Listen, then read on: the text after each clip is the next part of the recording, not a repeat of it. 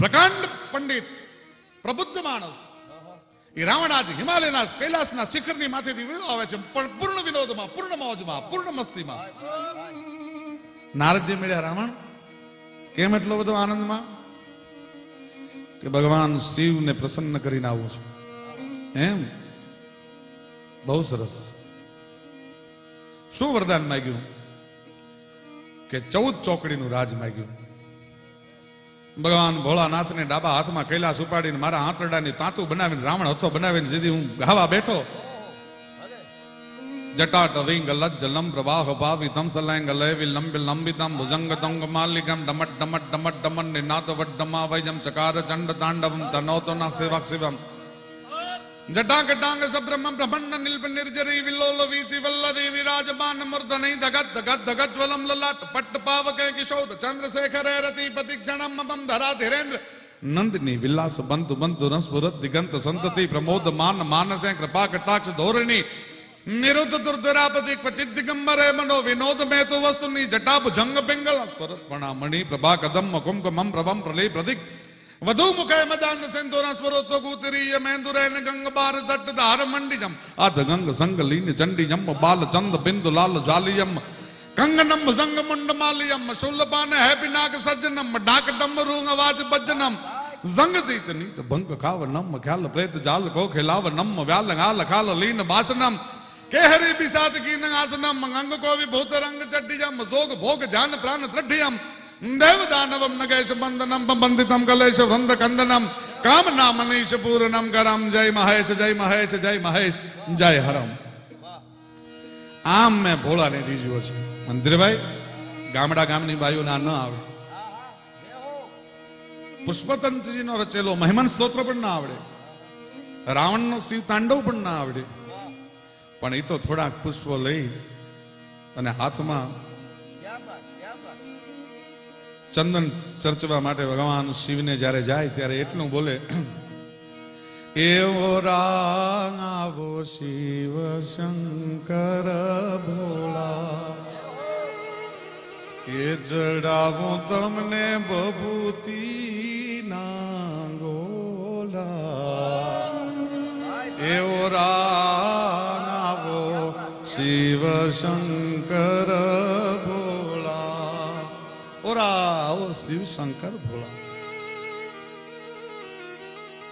આમ જ્યાં નારદજીએ પૂછ્યું, આને તો બુદ્ધિની વાયડાઈ હતી.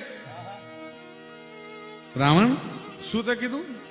કે ભોળાને પ્રસન્ન કર્યો, 14 ચોકડીનું રાજ માગી લીધું. નારદજી અટહાસ્ય કર્યું. ભાઈ મસ્કરીમાં વિનોદમાં દાંત કાઢ્યા. દેવર્ષિ અટહાસ્ય કરો છો, મારમી ખસો છો. 14 ચોકડીનું મને રાજ આપ્યું. એક ચોકડી એટલે 4 યુગ, 14 ચોકડી એટલે 56 યુગ સુધી જેના રાજનો અસ્ત ન થાય એટલું માગીને હું આવું છું. તમને હરખ નથી? રાવણ ભોળાની હારે કોઈ દી બુદ્ધિથી કામ લેવાય નહીં. 14 ચોકડીનું રાજ માગીને આવ્યો ને કે હા, કે આયુષ ઈ રહી ગયું માગતા, કે તો દીકરા હવે 14 ચોકડીનું રાજ ન ભોગવી શકતું. ડાપણની વાતું કોણે કીધી? દુનિયાના ડાયા ડાપણની વાતું કોણે કીધી? વેદને ભણેલો અને જેને શિવ રીઝવ્યા એને જાનકીને કેમ હરી લીધી? દુનિયાના ડાયા ડાપણની વાતું કોણે કીધી? ઈજ લંકા પર જેથી ભગવાન રામના સેન સ્ટીડા બાજે ત્રંબાળા દોરાળા જૂથ હુકલક પિંદાવાળા ચડી સેને મેઘમાળા ભારે કાળ જાળ કરંતા કહેરી નાદ હાલિયા હોકારા કરી દશો દિશા ઘેરા ગઢા લંકારા દુહાર लंका कोट बंका अटंका न शंका को दामका दमंका जैसे दुर्ग का चमंका है न लगे शुद्र गलका वासव का वासात्यु गहतंग काशा मणि खंबन जमंका है लगत तमाशा मोद रावण का वासा जहां गुगर घमंका धीर रंभन धमंका है अने नारन बनंत सुनी रावण निशान डंका के हहर जात बंका सो वाका नाम लंका ई लंका. चारण कविता कोई दी माय कांगली नो हर जात बंका सो वाका नाम लंका. लंका નું વર્ણન કરે તો એવું કરે. એ લંકા પર વિજય મેળવી ભગવાન રામ રાવણના મહાલયમાં રાવણના શયન ગ્રહમાં દાખલ થવાનો જેથી પ્રયત્ન કર્યો, રાવણની દાસી આડી ઉભી રહી ગઈ છે હાથ કરી. રામને એમ થયું કે વનવાસ વેઠ્યા પછી હું રાજમહાલયમાં દાખલ થાઉં છું એટલે પેરામણી માગતી હશે, એટલે પોતાના હાથમાં એક અંગૂઠી હતી, અંગૂઠી કાઢી અને આ દાસીના હાથમાં મૂકીને રાવણની દાસીએ ખડખડાટ દાંત કાઢ્યા. ભાઈઓ, પેરામણી ઓછી પડે છે?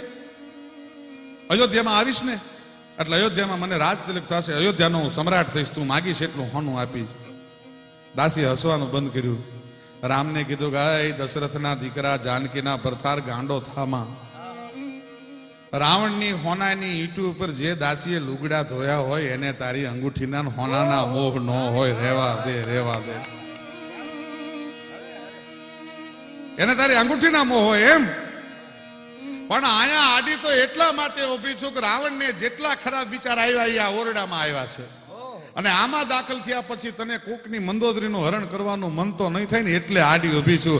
ડાપણની વાતું કોણે કીધી, દુનિયાના ડાયા ડાપણની વાતું કોણે કીધી. ડાપણની હારે જે લોકો જીવ્યા છે અને ભાવની હારે જે લોકો જીવ્યા છે. હનુમાનજી મહારાજ રામાયણનું એક એવું પાત્ર ભાવની હારે જીવ્યા. કારણ કે હરિએ કંઠ મારે હાર પહેરાવ્યો એના મોતી મોઢામાં નાખ્યા. ભગવાન રામને મોજના તોરા મંડેલા છૂટવા, સ્ફટિકની માળા ગળામાં પડી હતી, મોતીડાની માળા પહેરાવી હનુમાનજીના ગળામાં, અને હનુમાન માળા મીંડો તોડવાની એક એક મોતીડું જોવે, ચાવે અને થૂકી નાખી. કીધું તું તમે આ રામની પહેરાવેલી માળા અને એનું અપમાન કરો છો કે એક એક મોતીડામાં જોઉં છું કે આમાં ક્યાંય મારો રામ છે કે નહીં. રામ વગરની દુનિયાની કોઈ ચીજ મને ન ખપે. ના હરિએ કંઠ મારે હાર પહેરાવ્યો એના મોતી મોઢામાં નાખ્યા.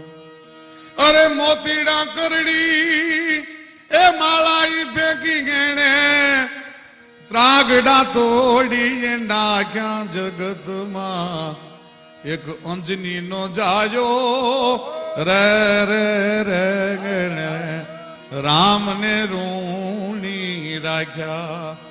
અને નોકરી કોઈ દીરે ઉઘરાણી તેમ હામાં ચોપડા ન રાખ્યા. દરેક માણસે રામને જે મદદ કરી હતી ને એના વળતર ના જમા ઉધાર કરી લીધા હતા, પણ હનુમાનજીએ તો અભરાઈની માથે ચોપડાની માથે ગાંઠું પાડી મૂકી દીધા હતા કે આની ઉઘરાણી ન હોય. નોકરી કોઈ ધીરે ઉઘરાણી તેમ હામાં ચોપડા ન રાખ્યા. અરે રાજ સત્તામાં એને એ ભડકા ભાળ્યા પછી ધૂળુમાં ધામાઈ નાખ્યા. જગતમાં એવો અંજની નો જાયો રે રે રે ગણે રામને રોણી રાખ્યા. અંગદ અને હનુમાનજી બહુ સેવા રામની કરી, પણ એમાં એક દિવસ હનુમાનજીને એવો વિચાર આવ્યો કે પ્રભુની એટલા વખતથી સેવા કરું છું, એના પગ દબાવું છું, બાર એનો રક્ષક બનીને ઉભો રહું છું, રામે મારી હારે કોઈ દી બે મીઠી વાતું ન કરી. વનરાજ ને મિત્ર હનુમાનજી રામના રોજ ચરણો પલોટે, પણ એક શંકાત કી બેજ કપિયો તણા ચીત જય ચડ્યા ચકડોળ ગોટે. બે વિચાર કરે છે. અંગદ એટલી પ્રભુની સેવા કરી, ભગવાન કોઈ દી બે મીઠી વાતું નથી આપણે યારે કરતા, અને વિભીષણ જેવો આવે એમાં ભગવાન ઘસઘસાટ હોતા હોય તો ઉભા થઈને એને વાતુના તડાકા કરે છે. હે પ્રભુ, એક દી હિંમત કરીને પૂછી નાખ્યો, આજ તો પૂછવું છે. રામ ઉભો રે, બહુ તારી સેવા કરી, બહુ ભક્તિ કરી, હવે એક વાત કરતો જા. શું? કે એની સામે તમે તડાકા કરો છો અને અમને ભાળતા તરત ઘસઘસાટ ઊંઘી જાવ છો. આનો ખુલાસો આજને આજ આપો, આજને આજ મારે એનો ખુલાસો જોઈશ. અરે ગાંડા, તને એટલી ખબર ન પડી કા કે વિભીષણ આવે એટલે હું એટલા માટે જાગી જાઉં છું કે તમે તો બે મારા ઊંઘના અંગ છો. મને ખબર હોય કે મારા દ્વારે મારો હનુમાનજી ચોકી કરે છે, પછી કાળના બાપની ત્રેવડ નથી ડગલું ભરી શકે. એટલે હું નિર્ભય થઈ જાઉં છું. એટલે તમારી હાજરીમાં મને ઘસઘસાટ ઊંઘ આવે છે. અને વિભીષણ આવે ત્યારે હું હુઈ એટલા માટે નથી શકતો. એ વિભીષણ ભક્ત પણ ભાજી રાવણ તણો, એ ભાળતા તેગને ઊંઘ ભાગે. ઈ મારો ભગત તો છે, પણ પાછો રાવણનો ભાઈ છે. અને એના ભાઈનું વેર કોક દી યાદ આવી જાય, હું તો તલવારનો ઘા કરી લે તો. એ વિભીષણ ભક્ત પણ ભાજી રાવણ તણો, ભાળતા તેગને ઊંઘ ભાગે.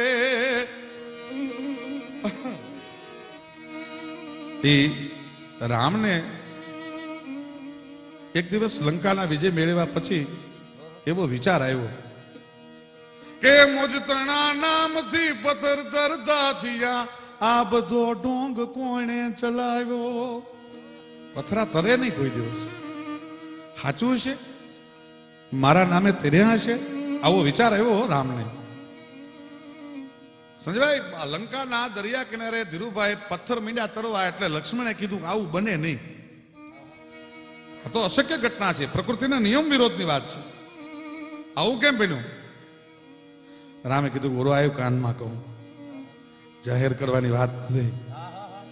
કાં સાંભળેલે લક્ષ્મણ, દુનિયાનો નિયમ એવો છે, વિધિ બામ હોતે હોતે અર્પણે પરાયે બામ ઓર પ્રતિકૂલ તાયે શીશ મંડરાતી હૈ. જ્યારે માણસની વિધિ વિપરીત બને, જ્યારે માણસની વિધાતા રૂઠી જાય, વિધિ બામ હોતે હોતે અપને પરાયે બામ, પોતાના હોય ને પારકા બની જાય. સ્નેહમયી માતા ભી કરકે વિરુદ્ધ બિંદુ રામ જૈસે પુત કો ભી વન ભીજવાતી હૈ. કઈ કઈ કોઈ દી વનવાસ આપે, પણ મારી વિધિ વિપરીત બની ગઈ હતી લક્ષ્મણ. ને હું તો માનવ દેહમાં છું, એટલે વિધિના સંસ્કારોને મારે ઝીલવા પડે બાપ. विधि बाम होते होते अपने पराये बाम और प्रतिकूलता ये स्नेह मंडर आती है, न स्नेहमयी माता भी करके विरुद्ध बिंदु राम जैसे पुत्र को भी वन भिजवाती है. पर सांभળી ले, जो ही आता है अनुकूल समय त्यों ही लखन, पाप देख सागर में सैल की सिलाई तैर जाती है. પણ માણસનો અનુકૂળ સમય નજીક આવે ને ત્યારે નો બનવા માંડે, પ્રકૃતિના નિયમો ઉલટા સુલટા થવા માંડે. जो ही आता है अनुकूल समय त्यों ही लखन के देख सागर में सैल की सिला ये तैर जाती है. सिला એટલા માટે તરે છે. પાછો એક દી પાછા પોતે બેઠેલા સમુદ્રના કિનારે, મારા નામે પથરા તીર્યા છે, સાચી વાત છે, તરે પથરો. એટલે પોતે ખાનગીમાં એક હાથમાં નાની એવી કાંકરી લઈને ઘા કર્યો. પણ ફેંકતા કાંકરી તરત તળી જે ગજી, તસગરે જાણીને હોય લૂંટા. એ રામ પોતા થકી ખૂબ ભોંઠા પડ્યા, શરમના શેરડા મુખ છૂટ્યા. 16 કળાના હતા, એમાંથી એક કળાનો નો રહ્યા. ચારે બાજુ જોવા માંડ્યા, કોઈ જોઈ તો નથી લીધું ને કાંકરી તો તળી આવી ગઈ. પણ હનુમાનજી રામની પહેલા પહોંચી ગયેલા, કારણ કે રામનું મન હતા. એટલે ઝાડની ઘટામાં બેઠા બેઠા હનુમાનજી બધું જોવે છે કે હવે રઘુનાથજી શું કરે છે. રામ કાંકરી નાખી અને આમ જ્યાં તળીએ ગઈ, અને રામના મોઢાની માથે શરમના છેરડા છૂટ્યા, ને પોતે જાણે કોઈ ચોરે લૂંટી લીધા હોય એવી પરિસ્થિતિ થઈ ગઈ. એટલે ઠેકડો મારી હેઠો ઉતરો, ગઈ પ્રભુ રેવા દે રેવા દે રેવા દે. કે કાં કે તું તો જગતને તારવા વાળો છો બાપ. તું જેને ધક્કો દઈ દે એને દુનિયામાં કોઈ ત્રેવડ નથી પછી તારી હગે.